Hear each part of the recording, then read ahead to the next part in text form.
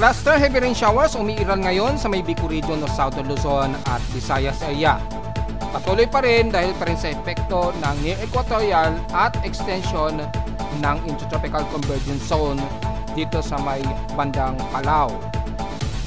Pero Metro Manila hanggang kanluran ng Northern Luzon magiging fairly weather at maaraw. At bahagi ng Mindanao, lalo na sa silangan ng Mindanao, makakaranas na mga kalat-kalat na mga pag-ulan. At drought index mas mataas na sa kanluran ng Northern Luzon. Nalalabi ng kanluran ng bansa, tumataas na rin ang sobrang tagtuyot.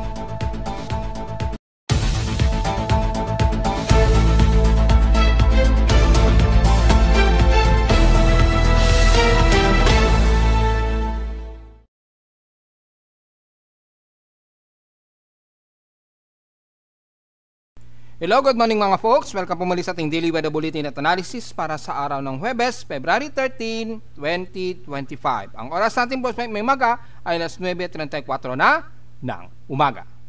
So gaya natin mga report noong nakarang linggo ay unti-unti na nga pong nagsisimula ngayong araw, lumalayo na itong daloy ng ating northeast monsoon. So lumalakas na ngayon ang daloy ng easterlies na nagbubunsod ng pang-extend o paglapit ng intertropical convergence zone na dapat nasa east-southeast ito ng Guam. So medyo lumapit na siya sa may bandang east ng portions ng Mindanao.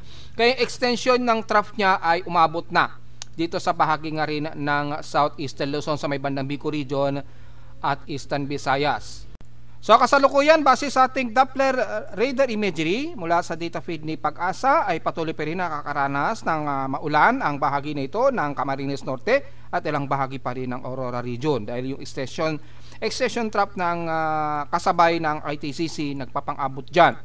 So malawakan karamihan ng pag-ulan lalo na sa may silangang bahagi pa rin ng ating bansa sa Visayas. So magdala po ng payong at ingat sa potential pa rin ng mga pagbaha dahil mga cluster na moderate and heavy rain showers ang inaasahan na magiging ulan dyan sa inyo, lalo na sa bandang Bicol region at eastern Samar area. So mag-iingat po tayo. Nakataas ngayon ang rain warning, heavy rain warning ngayon sa may bandang Visayas area. Well, matik na po yan, inaasahan ang orange warning daw ayon sa data feed report ni Pag-asa. So naka-orange hazard ngayon ang Visayas area dyan sa area ng eastern Samar. Yellow warning naman na nakataas sa may bandang Samar kasabay ng mga posibleng pag-ulan sa mga mababang lugar. Expected na po yan, which is nire-report naman natin yan ng mga nakarang araw. At may mga ilang light to moderate naman to some heavy rain showers ang iiral sa may bandang Iloilo. So dyan sa may bandang pakanluran na yan ng Visayas. So generally magiging maulan ang parte pa rin ng Visayas area ha, lalo na sa may bandang Silangan area.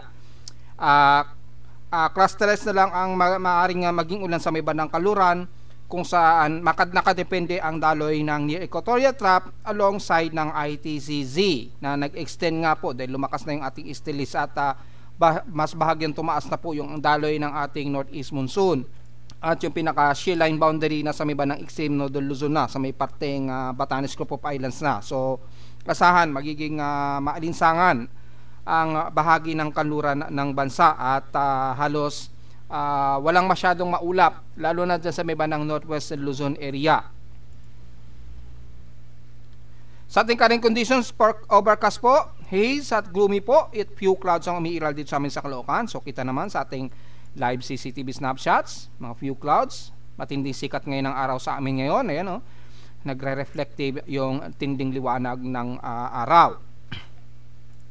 Sa lowest temperature na itala, naka-weather station kaninang 6:10 AM, nakapagtala kami ng lowest of 24.5 degrees Celsius. So ramdam pa rin yung amihan. Kahapon, halos maalinsangan kami sa Caloocan, maabot ng 34.6 degrees Celsius o halos 35 degrees Celsius ang pinakamataas sa amin sa Caloocan. Kahapon yan ng hapon at 2:49 PM. So mataas ang heat index namin kahapon sa Caloocan, umabot ng 44.3 degrees Celsius. So medyo nagpaparamdam-ramdam na ang mainit na alinsangan natin, yung daloy ng easterlies. Pero sa P6 extremes in past 24 hours ang San Jose sa may bandang Occidental Mindoro nangunguna sa may pinakamataas na temperatura na 35.3 degrees Celsius. Sa Baguio City, bahagyang bumaba at 15.5 degrees Celsius na napakamalamig pa rin at maginaw sa kanila. At pagdating naman sa Inulan, gaya na ating banggit kahapon, ay inaasahan na nagkaroon ng pag-uulan dyan sa may bandang Aurari region, especially sa Isabela at Kasiguran, which is nakapagtala sila ng 32 mm na total rainfall. Kahapon sa amin sa Caloocan ay nakapagtala lamang kami ng 0.3 mm na total rainfall, so walang masyado, light drizzle rain lamang, naging makunimnim. So diretso agad tayo sa ating outside humidity na 76%, medyo katamtaman, bumaba ito ng 4% since last hour. Napakataas ang atmospheric pressure dito sa NCR ngayon, lalo na sa Northern Luzon. Dito sa NCR umabot ng 1,014 hectopascals and steady ito since last hour. So napakataas po yung ating atmospheric pressure. So nararamdaman natin ngayon ang unti-unting pag-dry o pag-tuyo na ng husto dyan sa kanluran ng Northern Luzon. So take note po yan. I-discuss natin yan yung mga area na kung saan ay nakakaranas na ng mataas-taas na drought index. Sa ating low tide status, medyo moderate na po na tumataas ng konti ang ating tide level sa may bandang Manila Bay. Pero tingnan po natin kung gaano po kataas ito. Since kaka-full moon po natin kagabi, ay inaasahan nating magtataas ang high tide. Pero mamayang gabi pa naman, mga bandang alas 10:39 ng gabi, aabot sa mahigit 1 meters ang taas. So ngayong maghapon, halos hindi naman masyado mataas o nangangalahati sa 1 meter ang taas na magiging alon. Kaya lang kung sisilipin naman natin yung Global Forecast Assessment for Significant Wave Height, kung manatili pa rin mataas ang alon natin, yes, makikita po ay mataas pa rin ang alon na maabot sa mahigit 1 meters ang buong silangan parte ng bansa. Sa may bandang kanluran ng bansa, between 12 nautical miles o tinawag na West Philippine Sea sa atin, within 12 nautical mile lang yun So kalmado naman ang karagatan, pero lagpas ng 12 nautical mile South China Sea ay kalmado naman na ang karagatan. So mukhang pwede na pong pumalaot dyan. Pero between EEZ o exclusive economic zone hanggang sa buong South China Sea ay mukhang kalmado naman ang ipinapakita na karagatan dito. Within the next 24 hours, posibleng tumaas muli yan, depende sa daloy ng hangin dito sa may bandang Taiwan. So medyo dumadaloy-daloy pa rin ang northeast monsoon, medyo lumalakas-lakas. So for the next 24 hours, posibleng tumaas yan. Pero sa ngayon, kalmado ang kanlurang bahagi ng bansa. Maliban na lamang sa silangan na medyo mataas pa rin ang alon, so delikado pong pumalaot, lalo na sa apektado ng trough system bunsod ng Intertropical Convergence Zone extension. So ingat na lamang po at delikado sa mga malilit nating sasakyang pandagat pa rin. Nananatiling moderate ang ating air quality, so magmas pa rin po sa mga sensitibong mga baga. Kung titingnan nyo sa labas ay medyo haze ang ating paligid, so mataas ang concentration ng air pollution natin. So dahil medyo mataas ay nasa moderate air concentration tayo mula pa noong kahapon. So medyo tumataas yung ating bad air quality. Magmas po tayo lalo na sa mga mahihina ang mga baga, para sa lalo na sa mga senior natin yan, kasi medyo sensitibo na po yung mga baga nila. So para makatulong ay magmas na lamang po tayo. Sa almanac, sumikat ang haring araw kaninang 6:20 AM at inasang lulubog ito mamayang 5:59 PM. At sa ating full moon pa rin, 100% illuminated. Magmo-moonrise naman ito mamayang maggagabi na at 6:35 PM. At kinabukasan na ng umaga ng 7:17 AM naman ito lulubog. At sa ating local weather outlook para ngayong Huwebes hanggang bukas po yan ng Biyernes, magiging partly cloudy daw ating maghapon. Tsansa ng ulan ay nasa 90% chance na uulanin daw dito sa Metro Manila. Well, malamang depende yan sa daloy ng Equatorial Trough o ITCC Trough, pero malayo-layo ito, so magiging isolated ang posibleng magiging ulan sa Metro Manila. Isolated rain showers since tumataas na po yung ating easterly trade air temperature. Bukas ng Biyernes, magiging partly cloudy din natin maghapon, so ang chance naman ng pag-ulan bukas ng Biyernes, araw na mga puso yan, ay 77 to 80% chance of rain. So maaaring sa karating Metro Manila yan. So sa mga bandang dito sa may bandang silangan ng Rizal yan, Tanay, Taytay hanggang Quezon Province dyan, medyo mataas ang chance ng mag-ulan dyan. Magdala po ng payong lalo na bukas ng Biyernes, na kung saan maraming magde-date bukas. So at least preparado po tayo. Highest and lowest temperature expected maglalaro 30 to 31 degrees Celsius. Ang lowest temperature expected ay nasa 24 to 25 degrees Celsius. So diretso agad tayo sa ating ginagamit na satellite imagery. Makikita po yung cluster ng heavy rain showers. Kung makikita ninyo sa may bandang southeastern Luzon at Visayas area, nakakaranas kayo ngayon ng mga moderate and heavy rain showers dyan. Pero mag-uumpisa muna tayo sa extreme northern Luzon na magiging katamtaman maulap at may mga ilang inaasahang mga light drizzle rains, lalo na sa may bandang silangan ng Santa Ana, Cagayan, Isabela at magiging dyan sa may bandang Kasiguran, Aurora na makakaranas pa rin ng mga ilang light to some moderate rain showers. Kung pagbasa natin ang infrared rainbow para sa mga detalye na uulanin, kitang-kita ang pati ng Kasiguran, Aurora hanggang pandang Palanan, Isabela ay medyo mataas ang water vapor dyan na umaabot ng at least 15 mm na maaring mag-raindrop dyan at bumuhos sa area ng Aurora region dyan sa hilagang silangan ng Luzon. Pero sa buong kanluran, halos dry po ang paligid mula Ilocos Norte, pababa na yan ng Zambales and the rest ng Central Luzon area. Mula naman sa area ng Cordillera Administrative Region, Ifugao, yan, areas na yan, hanggang dyan sa may bandang Kalinga, Apayao, the rest ng hanggang dyan sa may bandang Quirino ay magiging katamtaman at mas fairly weather to moderate ang lagay ng panahon. Boundary lamang pagitan ng central ng Mountain Province hanggang dyan sa may bandang Isabela or Aurora region ay magbubunsod ng mga isolated and scattered rain showers dahil nagpapang-abot nga po dyan yung trough dito. Kung bibigyan natin ng detalye, yung area nito sa may bandang Silangan ay medyo mataas ang water vapor dyan. So depende sa may mga taga-Quirino, aabutin kayo ng mga ilang light to some moderate rain showers. Mula naman sa bandang Bulacan, siyempre kasama na ang Pampanga area, papasok ng Metro Manila hanggang areas ng Calabarzon, especially ng bandang Batangas, Laguna, ay fairly weather, moderate ang ating lagay ng panahon. So medyo gloomy lang tayo at overcast. Yung chance na pag-ulan depende sa isolated forecast na magkakaroon ng pag-ulan. Magiging mas maulan lang talaga bandang Quezon Province na, pababa ng bandang Camarines Norte, which is kitang-kita natin sa pinaka-satellite imagery yan ng NOAA, ay kitang-kita na nagkakaroon na ng mga light to some moderate rain showers ang area ng Camarines Norte and the rest ng Camarines Sur, pababa na yan ang buong Bicol region mula Iriga, Legazpi at Sorsogon na nakakaranas sa mga ilang moderate and heavy rain showers kasama ng isla ng Catanduanes.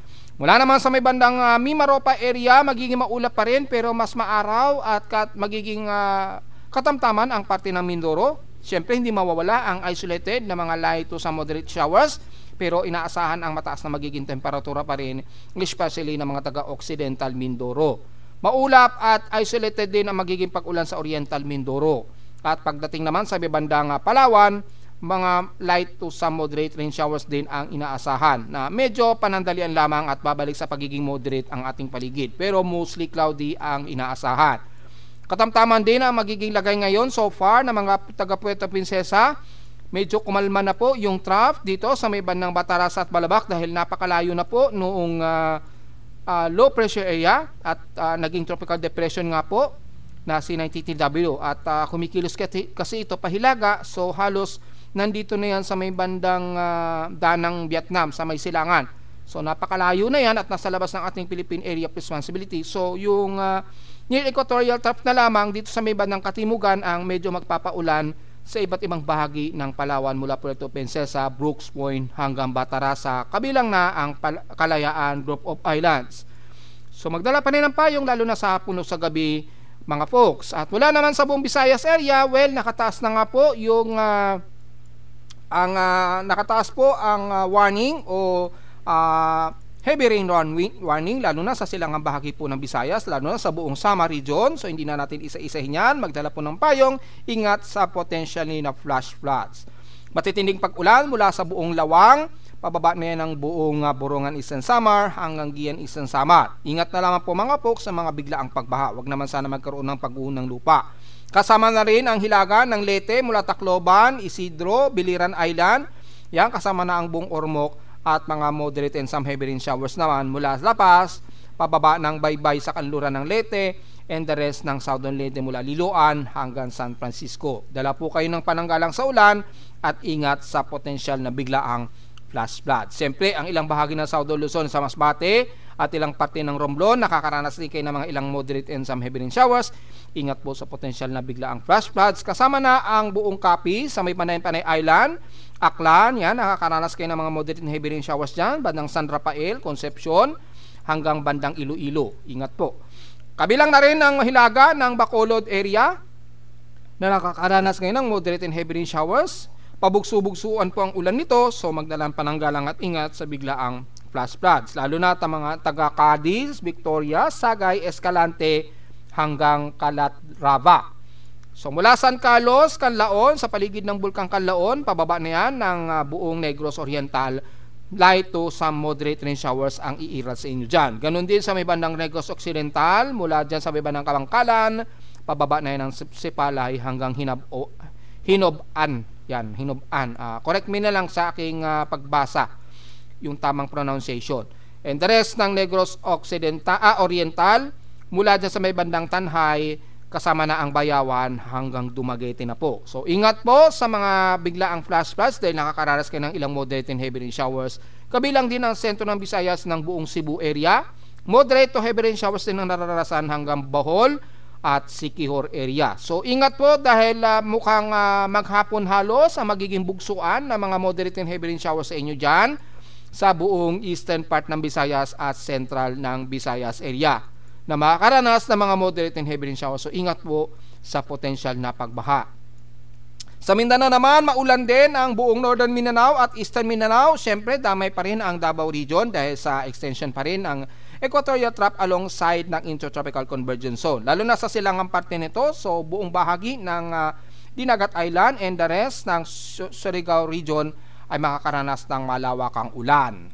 Malawakang ulan din ang iiral sa buong Davao del Sur, ilang bahagi ng Davao Occidental, so damay na ang ilang bahagi ng Sorsogon area mula General Santos City, pataas na yan ng Sultan Kudarat, South Cotabato, Coronadal, and the rest ng Maguindanao region. Pataas na yan hanggang dyan sa may bandang Lanao del Sur and the rest nga po ng buong Northern Mindanao mula Misamis Oriental, Cagayan de Oro, papasok na yan ang bandang Lanao del Norte hanggang dyan sa bahagi ng Osamis City o Osamis region na boundary ng Zamboanga Peninsula.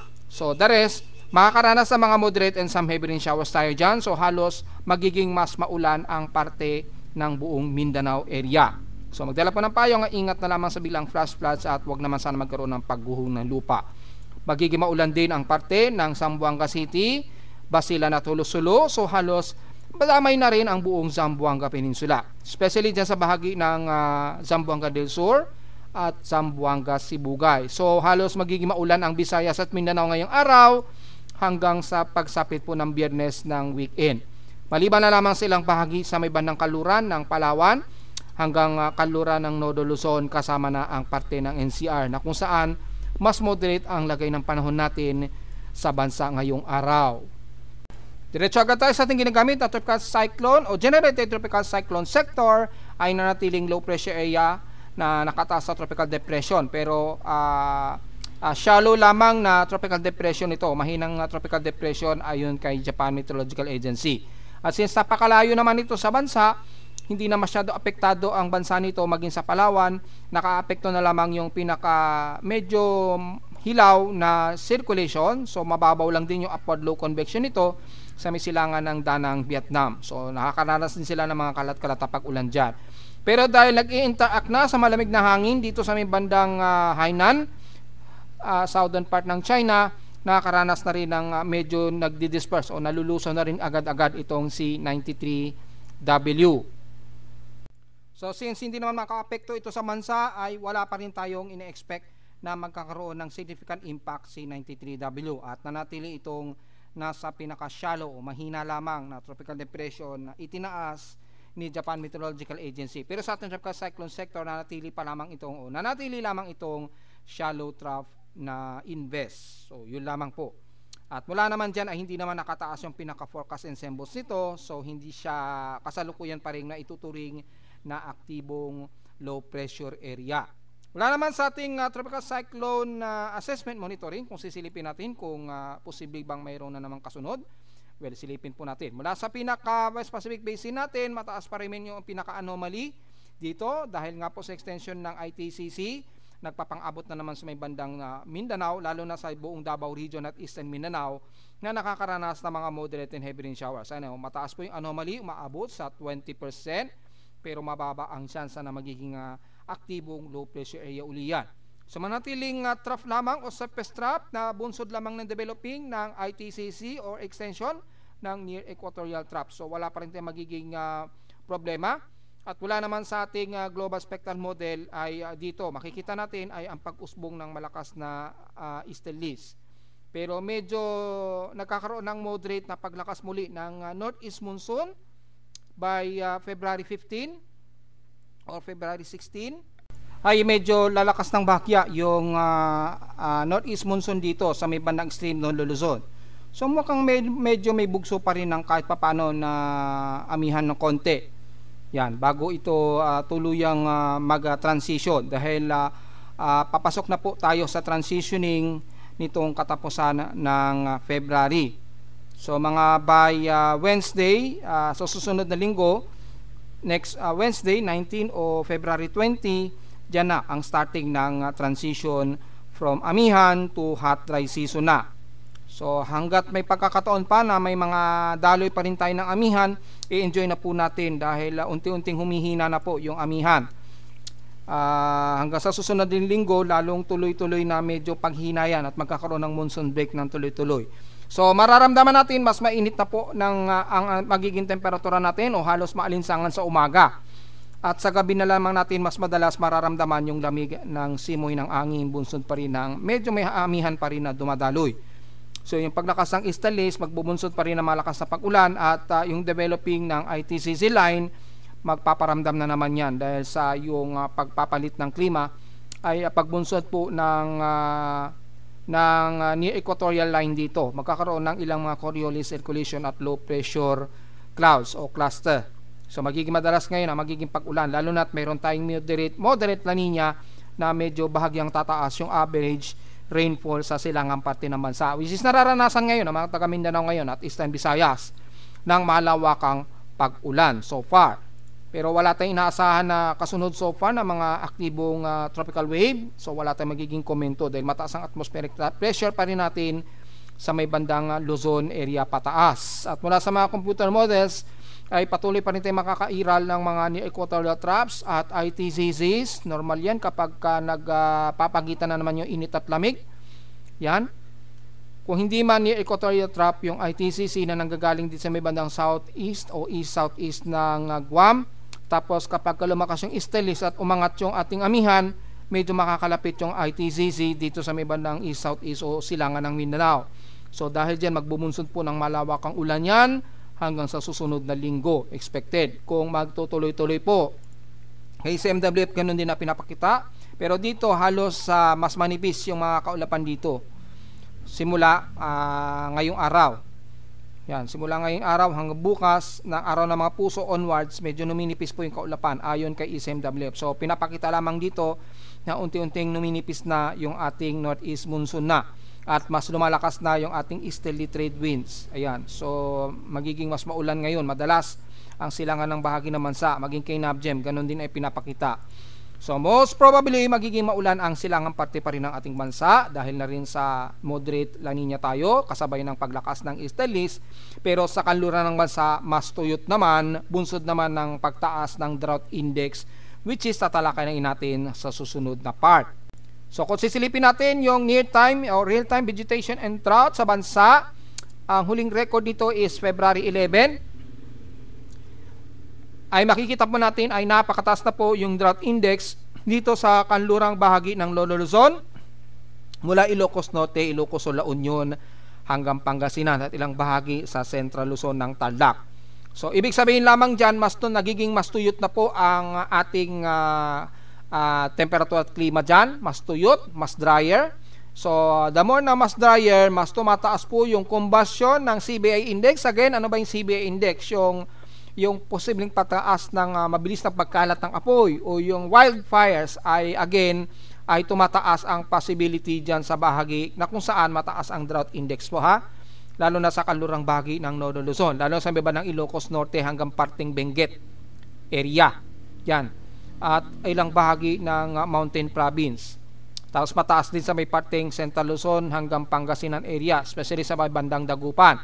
So dahil mataas po yung drought index, yung combustion, yung mabilis na pagkalat ng apoy, lalo na sa mga wildfires ay tumataas ang potential o tsansa. So sa mga kababayan natin sa mga local government units, pakibantayin na po ninyo lalo na sa mga magubat na lugar na kung saan madaling magkalat ang wildfires. Mga nakaraang buwan ay nagkaroon na nga po ng minimal na wildfires sa may bandang Ilocos Norte, if I'm not mistaken. Hindi ko lang na-specify sa eksaktong lugar, pero nagkaroon ng ilang wildfires dyan. Dahil since noong December, mataas na po yung drought index dyan. Nagmo-moderate na po kasi yung drought index dyan since December last year. Ngayon ay mas mataas na po yung drought index classification. Base sa ating index unitless, maabot na nasa 700 to 800 yung classification index nito. So, ibig sabihin yung combustion ng apoy kapag nagkakaroon ng wildfire ay mas tumataas na po. So, medyo bantayin po natin ha sa mga LGUs natin. At sa ating monthly index stock, mataas na po ang halos buong kanlurang bahagi ng bansa, kabilang na ang kanlurang parte ng Mindoro. Yan, yung Occidental Mindoro. At ilang bahagi dyan sa may bandang Panay Island, sa kanluran ng Panay Island, sa may bandang Visayas. Pero di sa may bandang Negros Region, medyo mababa pa naman yung drought index. Nagmo-moderate pa lamang, kabilang na ang Panay Island at Mindoro. Mas mataas lang talaga sa may bahagi na Ilocos Norte hanggang Pangasinan, na umabot sa 700 to 800 ang index. Sa mga high average rainfall naman ay mataas sa may bandang Bicol Region, Eastern Visayas at Eastern Mindanao. Kitang-kita naman po, ayan, yung mas mataas na average ng rainfall. Damay na rin ilang bahagi ng Quezon Province hanggang Aurora Region. Ayan. Mapapansin ninyo, mataas po yung average rainfall niyan kumpara sa kanlurang bahagi ng bansa na mababa lamang ang average rainfall. Bahagya lamang tumataas sa may bandang Palawan dahil nga po sa tuloy-tuloy nga ni equatorial trough ng mga nakaraang linggo. So medyo tumaas na rin ng bahagya ang average rainfall na inulan sa kanila dyan. Nagkaroon na nga sila ng pinakakauna-unahang highest rainfall total sa isang araw. Nakapagtala sila na mahigit 300 millimeters na total rainfall. So medyo tumaas po dyan dahil sa yung ni equatorial trough tagpang-abot kasi dyan sa kanila. Pero yung pinaka-sufficient na mataas ang rate ng rainfall sa silangan parte pa rin ng ating bansa kumpara sa may bandang kaluran na kung saan mas mataas naman ang tagtuyot. Yan, ang kaibahan nilang dalawa. So, malinaw naman yung mga folks. Malalaman ninyo yan sa mga recording si Pag-asa kapag naglabas sila ng latest na drought index classification. Dahil sa huling record ng crop and condition at drought indicator, wala pa ring latest update si Pag-asa for the month of January. So, October to December pa rin yung latest nila sa pinaka-drought indication. So, wala tayong maire-report for January. Pero sa ating near real-time classification ng daily vegetation and drought, kitang-kita naman na tumataas na ang tagtuyot sa kanlurang parte ng bansa at mas wet naman o mas maulan ang parte ng silangan ng bansa mula Bicol Region hanggang Eastern Mindanao. So medyo mas saturation o mas saturated ang kalupaan sa may bandang silangang parte ng bansa dahil mas madalas silang inuulan. Hindi gaya sa atin sa kanluran, medyo damay ang Metro Manila na mas makakaranas ng tagtuyot o yung drought index mas tumataas. So yun po yung difference ng dalawa. Hopefully magkaroon na ng latest update si Pag-asa dahil at least una na tayo nakakapag-report ng latest drought at monthly rainfall classification.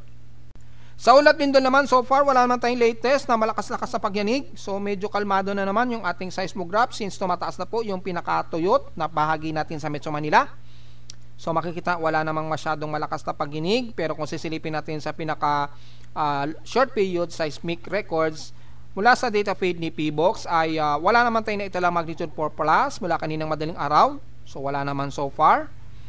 At puro mga mahihinang pagyanig lamang ang naitala.